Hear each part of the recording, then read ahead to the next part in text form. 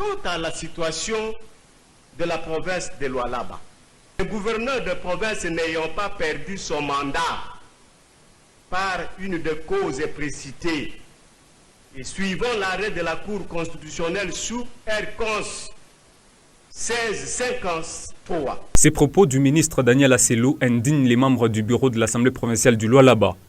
Pour eux, en date du 10 septembre 2021, dans une session extraordinaire, la plénière a décidé de mettre en accusation le gouverneur Richard Muyej pour détournement de près de 300 millions de dollars américains. Na ile mandeni yote kama bana verser mona hypothéquer ma taxe notamment redevance minière iko hypothéquer kama inaingia bana ibeba parce que mandeni tukibeba tutumike nayo. Vous voulez vous attaquer à qui? Mais c'est à la tête, non? La loi est dure, hein? Mais c'est la loi. À combien de fois nous n'avons pas terminé les contrôles? Vous étiez toujours indisponible. Vous savez que la session de mars, c'est pour les contrôles parlementaires. Ça fait combien de fois nous avons terminé les contrôles ici depuis que nous sommes ici? Soyez quand même responsables.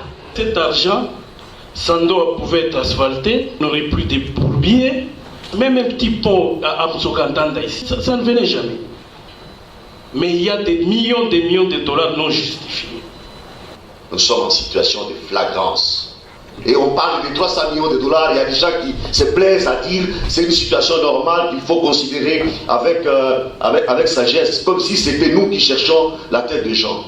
Lorsque le gouverneur de province ou le vice-gouverneur se rend coupable d'outrage à l'Assemblée provinciale et ou d'autres infractions de droit commun, l'Assemblée provinciale saisit le procureur général près la Cour de cassation. Nous venons d'entendre l'information gravissime sur notre gouvernement que nous, on a investi. Un débat qui a abouti au vote.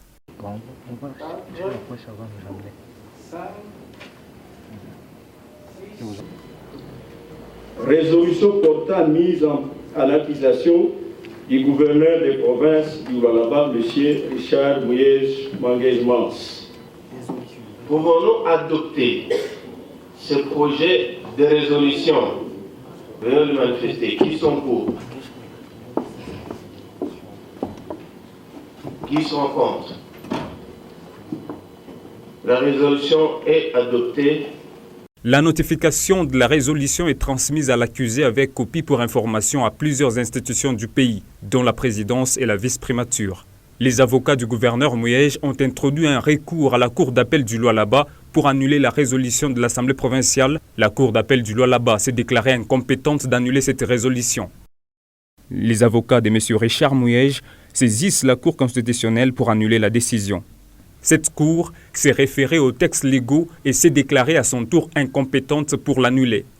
La Cour dit en outre que le présent arrêt sera signifié au requérant, à l'Assemblée provinciale du Lualaba, au président de la République, au président de l'Assemblée nationale, au président du Sénat, au Premier ministre, au vice-premier ministre, au ministre de l'Intérieur, sécurité, décentralisation et affaires coutumières. Pour les bureaux de l'Assemblée provinciale du Lualaba, M. Richard Muyej est bel et bien mis en accusation. Je vous lis l'article 80, alinéa 2 de la loi organique relative à la procédure devant la Cour de cassation, dispose: tout membre du gouvernement mis en accusation présente sa démission dans 24 heures.